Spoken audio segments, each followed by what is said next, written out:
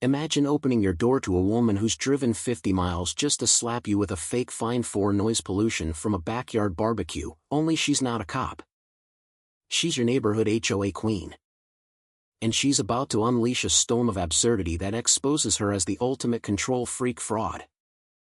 In the sun-drenched suburbs of Evergreen Meadows, Oregon, where manicured lawns hid a web of petty tyrannies, lived Marcus Hale, a quiet land surveyor who'd bought his modest ranch-style home 5 years ago seeking peace after a messy divorce. The neighborhood seemed idyllic at first, kids on bikes, block parties, the occasional wave from a porch swing. But beneath the veneer lurked the HOA. A beast of bylaws enforced by self-appointed guardians who treated grass height like national security. Marcus had always kept his head down. Mowing on schedule. Recycling properly. Even though whispers followed him, that guy's a loner, probably hiding something. It started with small things, a neighbor's offhand comment about his weird work hours, escalating to rumors he was antisocial because he skipped the annual potluck. Marcus heard it all through the grapevine but said nothing, his sharp eyes noting every nosy glance, every judgmental nod.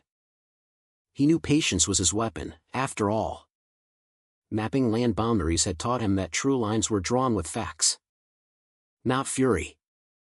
One crisp Saturday morning, Marcus escaped to his secluded cabin in the Willamette Valley, a rustic retreat he'd inherited from his uncle. Far from the HOA's clutches, or so he thought.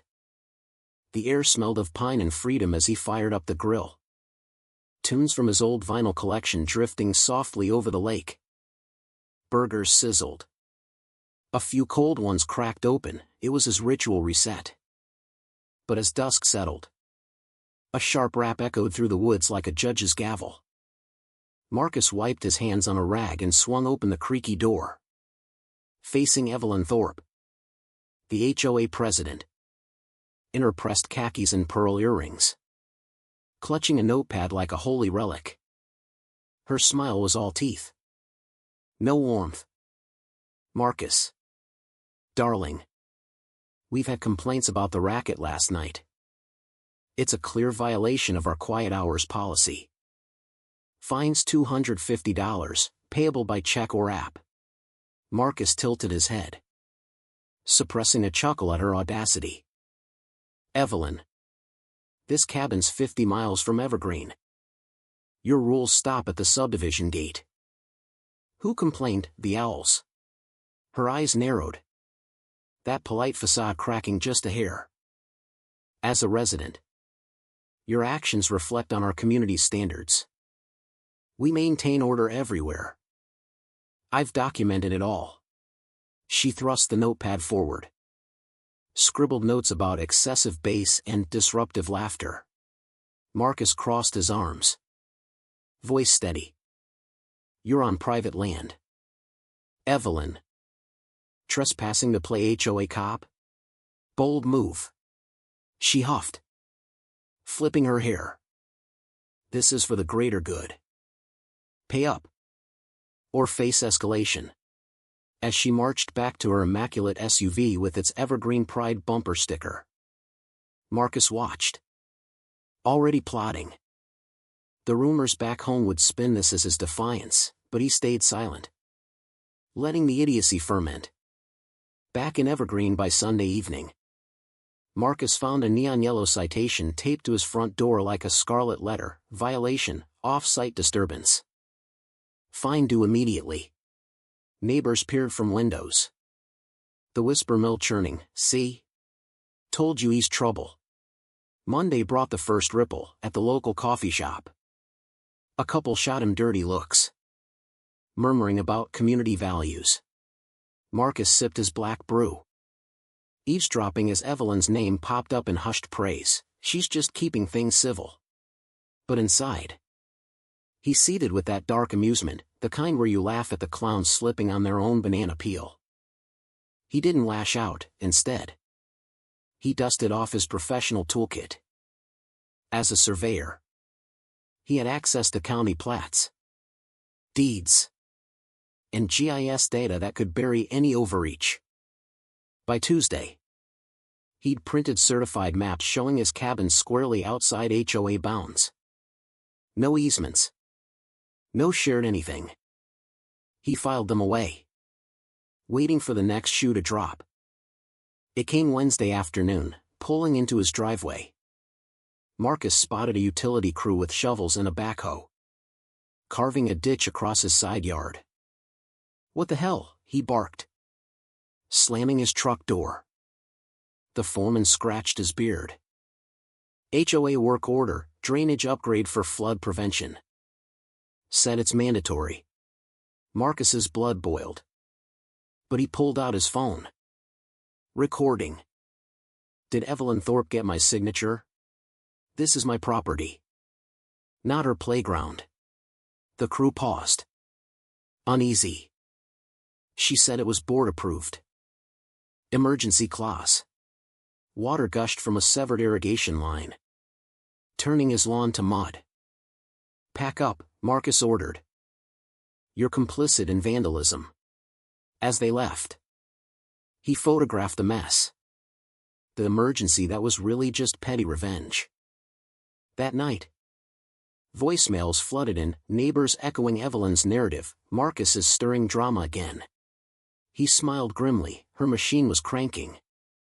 But gears were grinding. The absurdity ramped up Thursday when a sheriff's deputy rolled up to Marcus's home, badge gleaming under the suburban sun. "Got a report of noncompliance and potential threats," the officer said. "Notepad ready." Marcus invited him in, offering coffee. "Let me guess, Evelyn Thorpe?" The deputy nodded, suppressing a grin. "She claims your off-site activities are endangering neighborhood morale. Even mentioned wildlife harassment." Marcus barked a laugh, pulling out his maps. "Here's the boundary, her jurisdiction ends here. And check this, her crew trashed my yard yesterday. I've got video." The deputy examined the evidence, shaking his head. "This is outside our wheelhouse. But that ditch? That's damage. File a report, we'll log it." As the cruiser left, Marcus felt the shift. Evelyn's oversteps were piling up like unpaid tickets. Rumors intensified, online forums buzzed with Marcus the Rebel posts, painting him as the villain while Evelyn played martyr. "We need leaders like her to protect our values," one anonymous account gushed, likely her sock puppet. Marcus stayed mute publicly, but privately, he emailed the county assessor with his maps and photos, requesting an official boundary affirmation.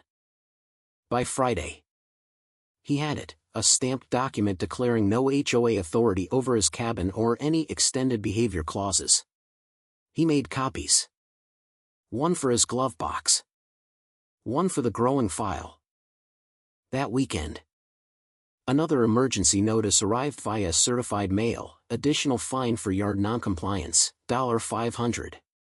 Attached was a photo of the ditch her crew had dug, blaming him for the eyesore. Marcus's jaw tightened, but he chuckled at the irony, her mess. His fault. Classic Karen logic, he muttered, adding it to his arsenal. Neighbors started avoiding him on walks, but a few whispered support. "She's gone too far." The pressure built. Evelyn's facade of civility straining as her emails to the board leaked, demanding unity against disruptors like hail. Monday's HOA board meeting was held in the community center, a bland room smelling of stale coffee and desperation. Evelyn presided like a queen on her throne, gavel in hand, surrounded by yes-men in polo shirts. Marcus arrived unannounced, folder tucked under arm, a discreet body cam recording. Whispers rippled as he took a seat. "Order!" Evelyn snapped, her voice honeyed poison. "This is for members only." Marcus stood, voice calm but cutting. "Then let's discuss your trespass and vandalism." "Evelyn, I've got certified maps proving my cabin's off limits. Video of your crew ruining my yard. And a sheriff's report on file.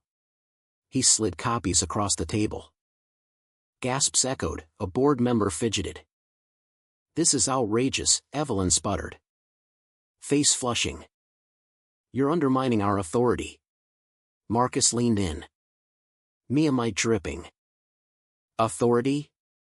You mean the kind where you fake emergencies to pocket funds? That ditch wasn't for drainage, it was payback. And those fines? Bogus power plays. The room tensed, Evelyn banged her gavel. Security. Remove him. But no security existed, it was just her bluff. A retiree in the back piped up, wait. Is this true? My fine last month for improper mulch, was that fake too? Murmurs grew. Marcus dropped the bomb, check the books.